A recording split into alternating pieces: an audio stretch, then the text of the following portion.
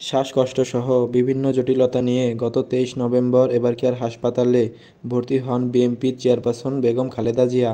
শারীরিক অবস্থার অবনতি হলে তাকে নেওয়া হয় সিসিইউতে। এর প্রেক্ষিতে সম্প্রতি তার মৃত্যুর দাবিতে সামাজিক যোগাযোগ মাধ্যমে একটি তথ্য প্রকাশ করা হয়েছে। পোস্টগুলোতে দাবি করা হয় বেগম খালেদা জিয়া মারা গিয়েছেন, তবে অন্তর্বর্তীকালীন সরকার গণমাধ্যমগুলোতে তার মৃত্যুর খবর প্রকাশ করতে দিচ্ছেন না বলে পোস্টগুলোতে দাবি করা হচ্ছে। দাবিটির বিষয়ে অনুসন্ধানে আলোচিত পোস্টগুলোর মন্তব্যে ঘরে রেখে দাঁড়াও বাংলাদেশ নামে সাইটের সংবাদ পাওয়া যায়। কথিত এই সংবাদের দাবি করা হয় ২৮ নভেম্বর রাত ১২টা ২৫ রাজধানীর এবারকেয়ার হাসপাতালে চিকিৎসাধীন অবস্থায় বেগম খালেদা জিয়া মারা গিয়েছেন।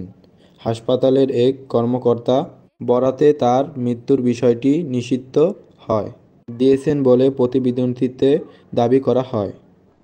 বেগম খালেদা জিয়ার কোনো আপডেট নিতে দিচ্ছেন না জানিয়ে বিএনপির মহাসচিব মির্জাফখরুল ইসলাম আলমগীর বিষয় প্রকাশ করেছেন এবং দলটির জ্যেষ্ঠ যুগ্ম মহাসচিব রুহুল কবির রেজভী বলছেন, আমরা দেখা করতে গেলে আমাদের শর্ত দিয়ে প্রবেশ করতে দিচ্ছে এবং বাহিরে এসে কোনো কথা বলা যাবে না, এই হুমকি দিচ্ছেন। সরকারের গোয়েন্দা সংস্থা সেসব মন্তব্য করছে বলেও প্রতিবেদনটি উল্লেখ করা হয়।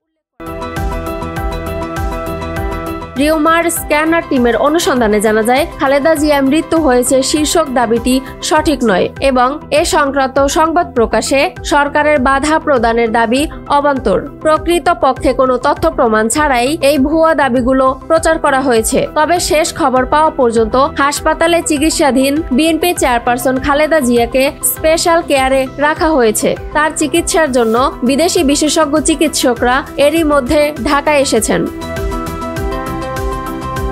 এদিকে সাবেক এই প্রধানমন্ত্রীকে অতি গুরুত্বপূর্ণ ব্যক্তি বা ভিভিআইপি ঘোষণা করেছেন সরকার। প্রধান উপদেষ্টার কার্যালয় থেকে গতকাল রাতে এ সংক্রান্ত প্রজ্ঞাপন জারি করা হয়। এখন থেকে খালেদা জিয়ার নিরাপত্তার দায়িত্বে থাকবে এসএসএফ।